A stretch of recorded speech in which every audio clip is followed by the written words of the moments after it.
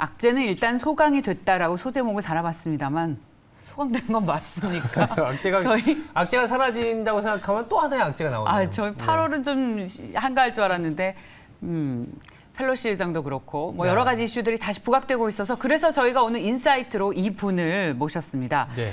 바이사이드에도 계셨고, 그러니까 실제로 직접 주식을 운용해 보시기도 했고, 그렇죠. 요즘 가장 각광받고 있는 애널리스트 중에 한 분인 하이투자증권 시황 담당의 이용찬 연구원 모셨습니다. 어서 오십시오. 네, 안녕하십니까. 그 이용찬 연구원께서 보험사에서 자산 배분을 하셨었어요. 네. 그때 저희가 뵙고 거의 또 10년 만에 네, 이렇게 성장한 대표 애널리스트가 되셔서 나타나셨습니다. 자료 진짜 잘 보고 있습니다. 저는 이제 전략팀을 하고 있는 전략 상황에서 팀장님이시니까. 이제 실물로는 처음 봤는데 자료 되게 좋아요. 맞아요. 요즘 여의도에서 굉장히 회자가 많이 되는 보고서들을 쓰시죠. 근데 그러다 보니까 시장 얘기를 바로 할 수밖에 없는데 7월 한 달은 하면서 좀 많이 올라왔어요. 근데 8월 첫날부터 우리가 가늠하지 못하는 뭔가 이상한 외적 변수들로 인해서 변동성이 조금 생기고 있는데 반등이 끝난 건지 악재는 선반영이라고 했지만 다시 또 붉어지는 건 아닌지 참 궁금하거든요. 어떻게 바라봐야 될까요?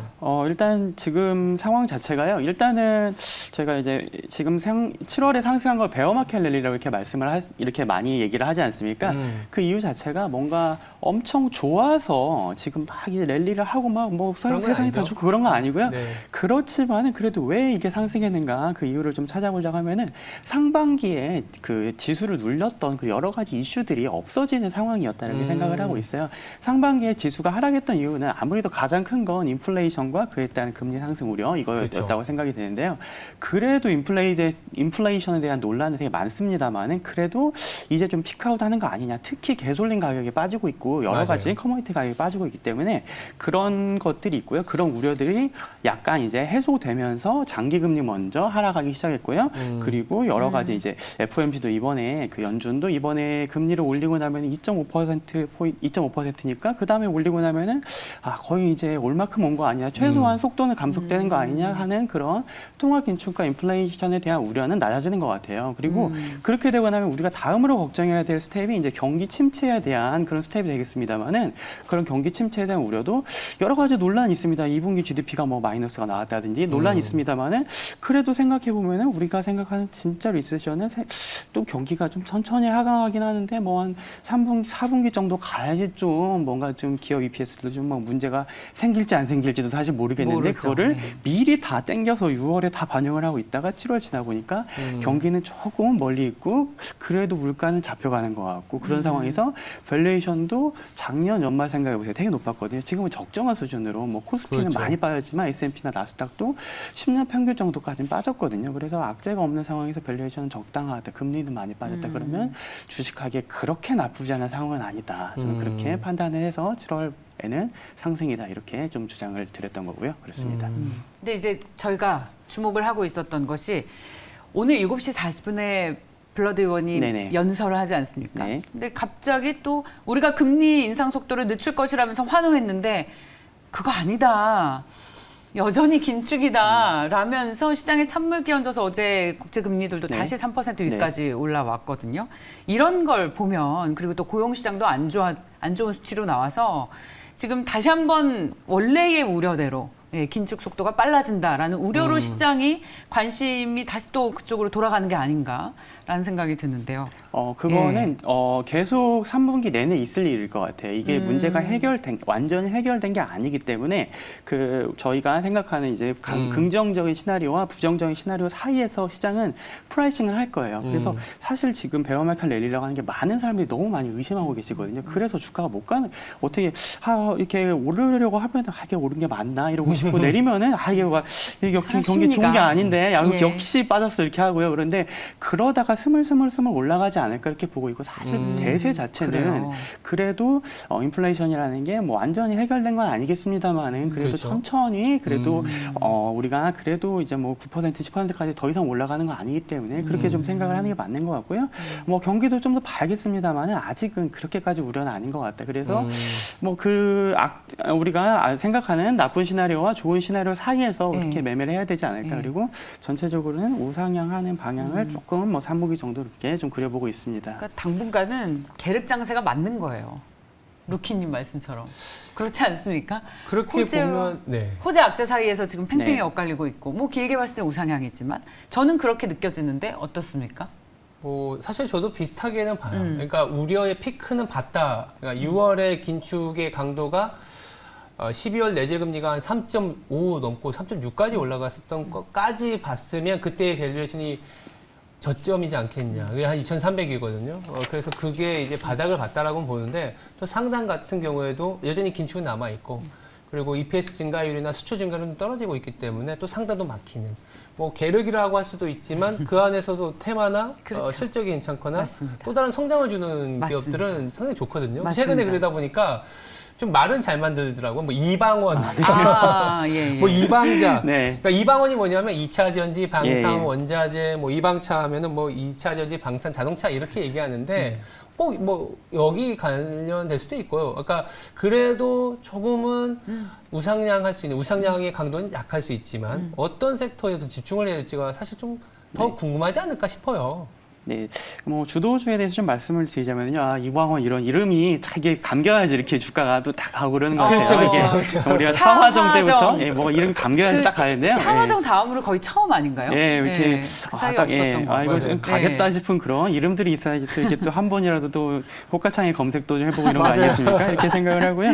근데 저는 진짜 펀더멘탈 있는 주도주들은 어디서 나오느냐 하면은 저는 주도주들의 조건을 일단은 세상에 가장 필요로 하는 거, 지금 진짜로 세상이, 그리고 정말 세상이 이거가 없으면 너무 힘들다 이런 것들, 그런 것들 중에서 지금까지 많이 소외받았던 것들, 지금까지 많이 소외받았는데 이제 와서 보니까 세상이 정말 필요해서 이런 것들이 멀티플이 올라가는 효과들도 있으면서요. 예. 그러면서 이제 부각을 많이 받을 것 같거든요. 지금 세상에 뭐가 가장 부족할까 생각해보면 유럽에 가서 보면 답이 나와요. 유럽에 가스가 없고 전기가 없어요. 그래서 전기요금이 지금 가정은 뭐 몇십만 원씩 낸다고 그러고요. 그냥 도매 요금들은 이제 10배 이상 올라갔죠. 그렇죠. 옆에 푸틴 러시아 대통령이 지금 가스를 열어줄지 말지도 우리는 항상 그거를 체크하고 있잖아요. 네. 지금 뭐 그런 상황이기 때문에 가스에 너무 많이 의존했었고요. 러시아 가스에 이런 것들을 유럽은 에너지 안보를 이제 그걸 확립해야 될 것 같아요. 그래서 뭐 신재생이네 원전이네 석탄이네 뭐 여러 가지 얘기가 있는데 다 지금 유럽은 참막 덤을 가릴 때가 아닌 것 같아요. 뭐든지 다 해야 될 것 같고 일단 굳이 하자면은 코스트가 낮은 걸 먼저 우선해야겠지만 꼭 그렇게 뭔가를 뭐 LNG가 됐든 뭐든지 해야 될 것 같고요. 네. 그리고 이 와중에 미국에서도 유럽을 보니까 에너지 뭔가 안보가 필요하다 이런 걸 느낀 것 같아요. 그래서 원래는 그 바이든 대통령이 BBB라고 해서 빌드 베럴 백해서 그 미국을 재정 지출을 세게 하고요. 뭐 고용도 늘리고 사회 보장도 하고 약간 이런 법안을 이제 처음에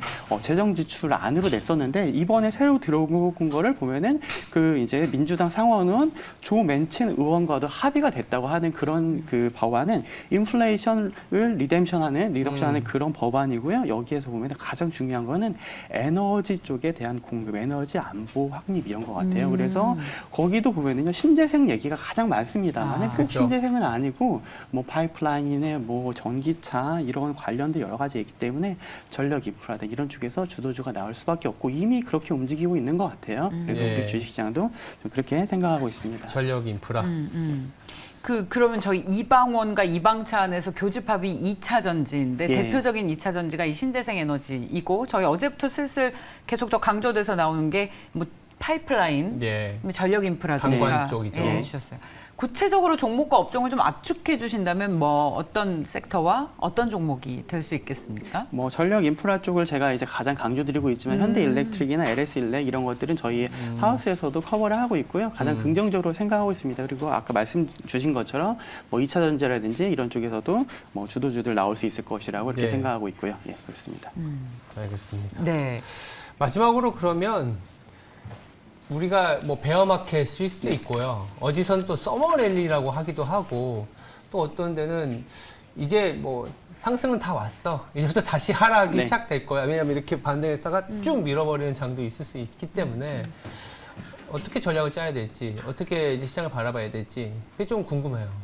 예, 뭐 지수 주식시장 전체로 말씀드리면은요, 아까 저희가 초기에 말씀드렸던 것처럼 이 베어마켓 랠리에 대해서 많은 분들이 우려, 의심 이렇게 하고 계세요. 사실 데이터가 좋은 게 그렇게 많지 않거든요. 우리가 굳이 이유를 찾으려고 하는 거고요. 근데 사실 그런 상황일수록 초기에 먼저 타야 되고 낮은 가격에 타야 된다 이런 생각을 하고 있어요. 왜 그러냐면은 처음에 저희가 6월 이제 말이나 7월 초반에도 주식시장이 바닥을 잡았을까에 대해서 정말 많은 분들이 의구심을 가졌었고요. 그렇죠. 그런 상황에서 조금 반등을 한 상황이거든요. 점점 만약에 이제 조금 더 문제가 해결되고 올라가게 되면은 그러면은 조금 더 이제 롱을 생각하시는 분들이 많아질 거라고 생각을 하는데 사실 이게 4분기까지 갔을 때 이제 진짜로 강세장이 나타날지는 저는 아직은 유보적인 생각이고요. 일단은 9월 FOMC까지는 조금 편안하게 갈 수는 있겠다는 생각을 하고 있습니다만은 예, 그 이유는 유가라든지 여러 가지 경제가 진짜 하강한지 그걸 보고 나서 좀 그때 가서 결정해요. 저는 이제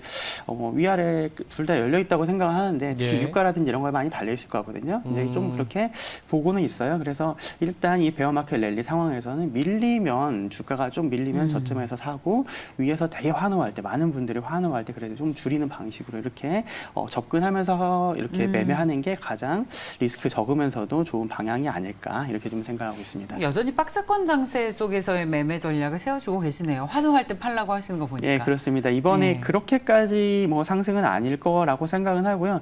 사실 좀 가봐야 할 것 같아요. 좀 가봐야 할 것 같고요. 예, 그 대신에 많은 분들이 의구심을 갖고 계시기 때문에 생각보다 갈 수는 있겠다. 저는 그런 생각을 갖고 있거든요. 오히려. 예, 이게 손이 안 나갈 때 보면은 이게 주가가 올라 있어요. 점점 이게 그렇게 생각을 하고 있기 때문에 너무 비관적으로 우리가 좀 그렇게 생각할 필요는 없겠습니다만 또 너무 환호하지도 않는 상황에서 일단은 9월 FOMC까지는 그래도 우상향이다. 이런 기본적인 뷰는 가지고 가려고 하고 있습니다. 저 같은 사람이 방송 들으면서 우리 팀장님이 좋다 할 때 계속 의구심 가지고 있거든요. 네. 저 같은 사람이 많기 때문에 주식은 오히려 오른다라는 말씀이시네요. 그렇죠. 최근에는 네. 이제 숏스퀴즈라 그러죠.